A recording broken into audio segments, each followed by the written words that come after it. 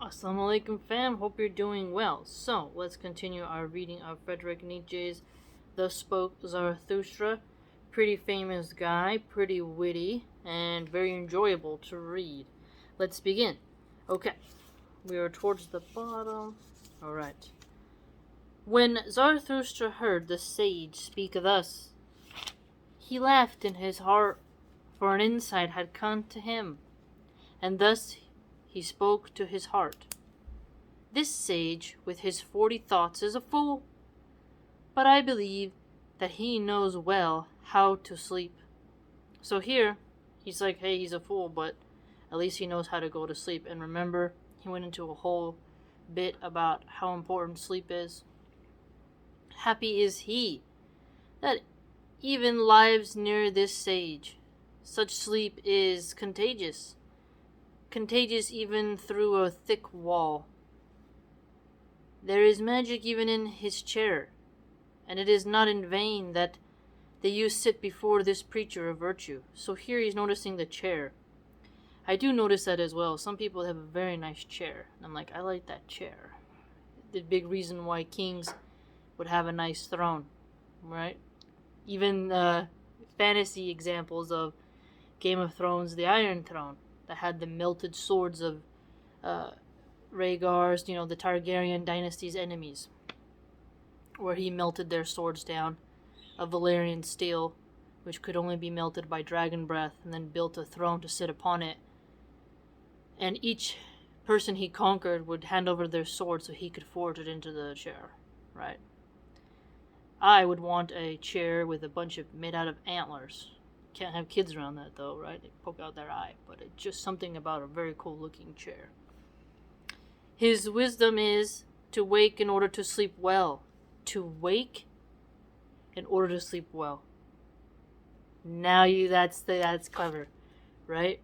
So when he said over here, remember that sleep is something that is going to help you to be more healthier, and that it's something you have to really work on, and that good sleep is demanded of you.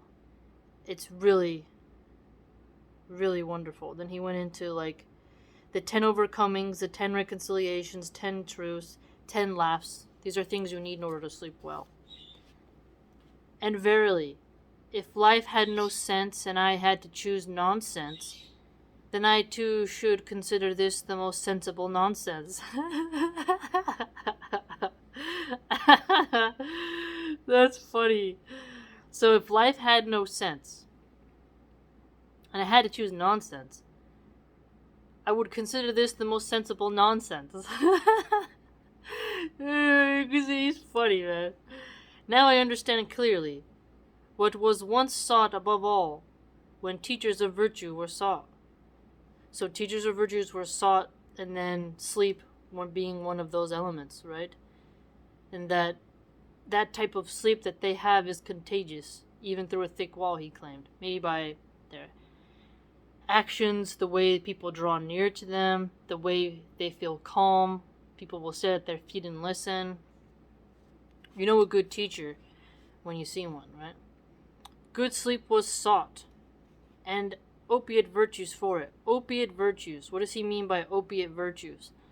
An opiate puts you to sleep most of the time, right? So when Karl Marx said religion is the opiate of the masses, meaning it's put people to sleep, calms them down, allows them to endure oppression, that hints at what Nietzsche just said here. Opiate virtues that come through the virtuous sages who teach the youth, telling you how you can sleep well, right? How you can endure much suffering that doesn't keep you awake at night, right? So you see how this idea of sleep, virtues,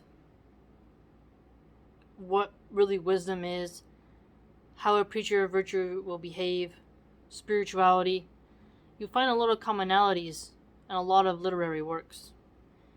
For all these much praised sages who were teachers of virtue, wisdom was the sleep without dreams. Wisdom was the sleep without dreams. They knew no better meaning of life. So wisdom being one of the better meanings of life, to seek it, to strive for it, I like it. Today, too, there may still be a few like this preacher of virtue, and not all so honest, but their time is up, and not for long will they stand like this. Soon they will lie. So here, what is he getting at? Soon they will lie. So preachers of virtues, if they want to stay virtuous, they need to not lie. And they need to have wisdom. And part of that wisdom is also sleeping well, and having those overcomings he mentioned. Blessed are they, the sleepy ones, for they shall soon drop off. Thus spoke Zarathustra. Blessed are the sleepy ones, for they shall soon drop off. So what did he say here? Dropping off, falling asleep, death.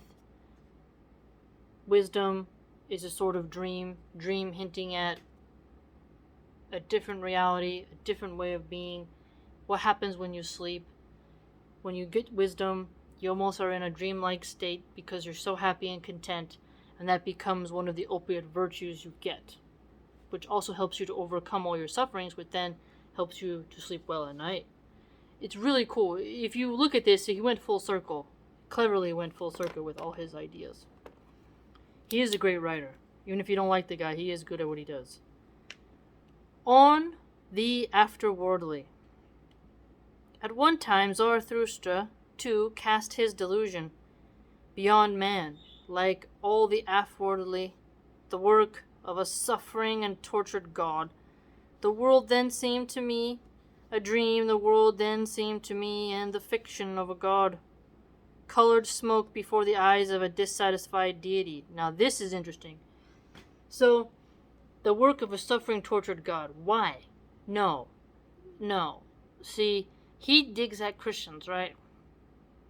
Christians contend that Jesus was this sort of,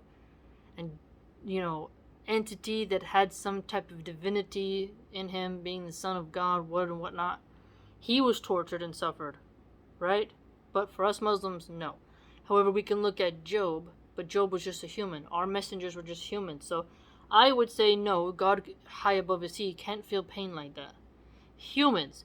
But he's getting at the ego, I think, also in a cryptic way of humans thinking themselves as gods, right?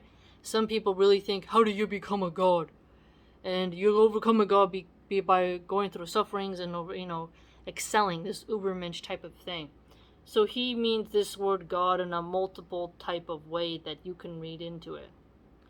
Metaphorically, allegorically, many other ways, right? It's not just, him being a blasphemous little twat, right? So the dream world seemed to me. So here I like when he said colored smoke before the eyes of a dissatisfied deity.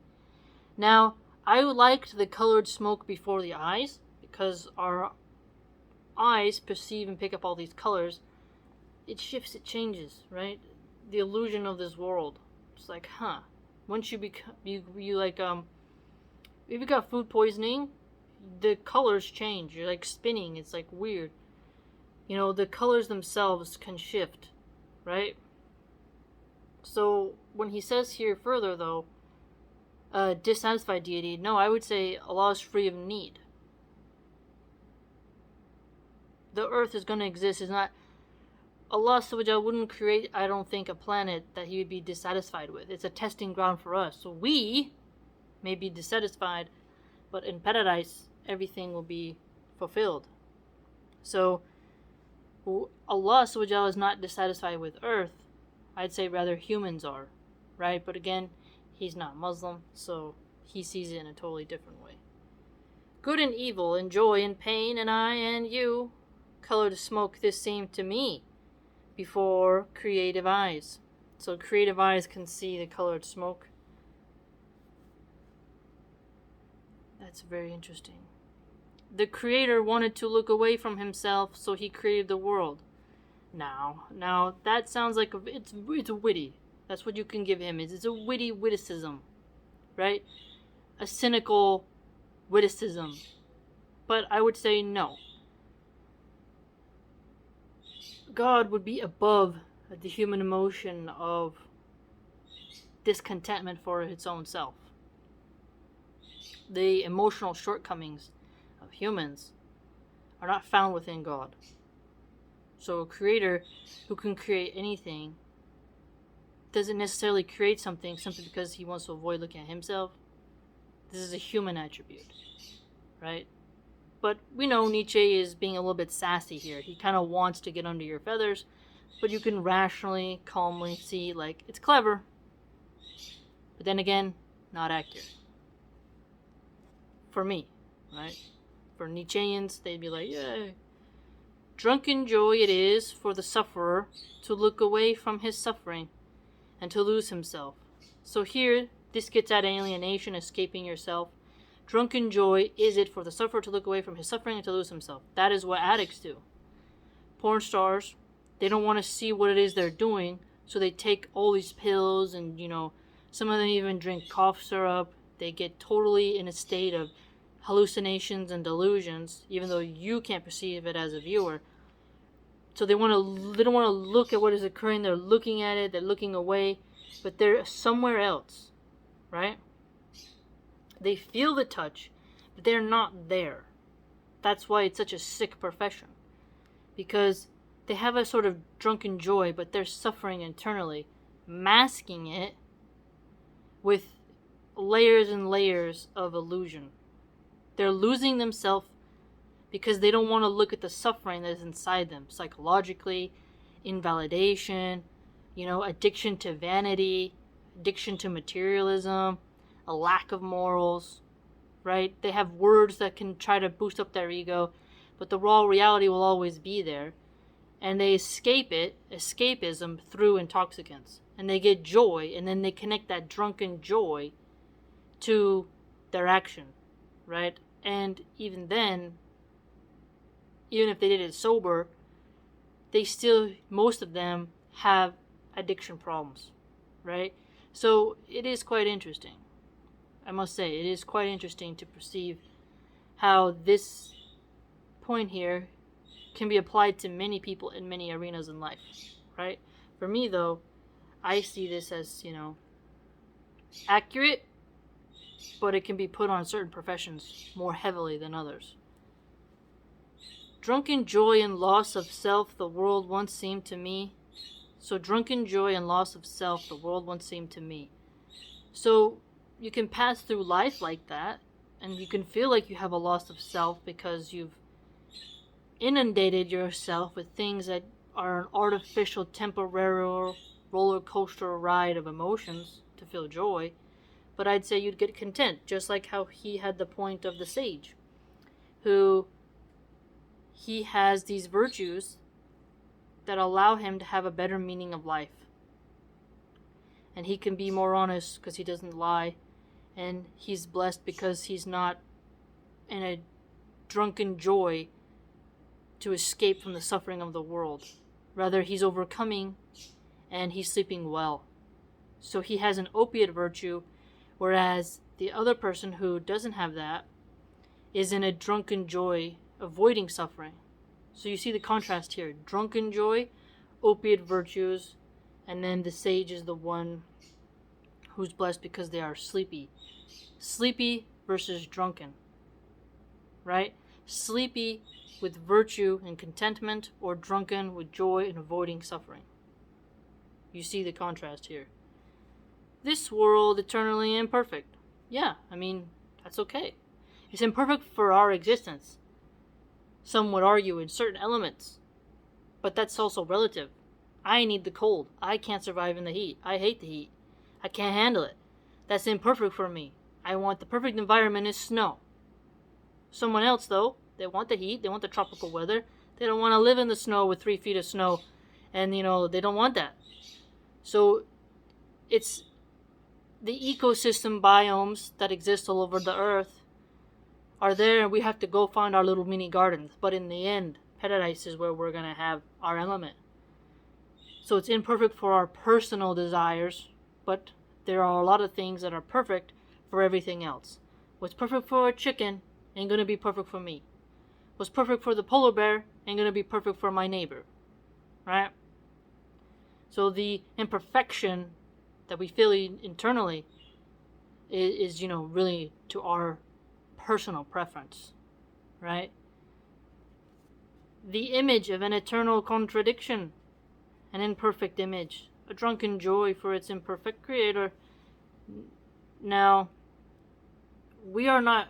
Okay, so this gets at the Christian concept of creating the image of God. Now, imperfect humans, perfect God.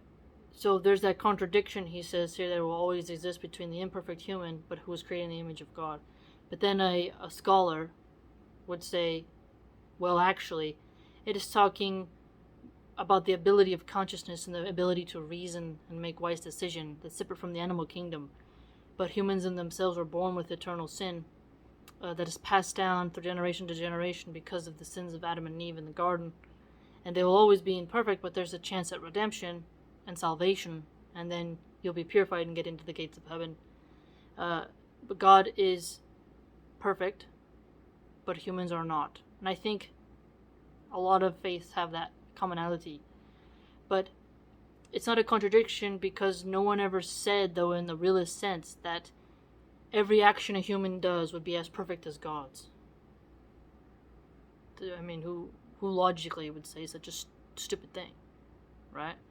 Reason itself would tell you, no.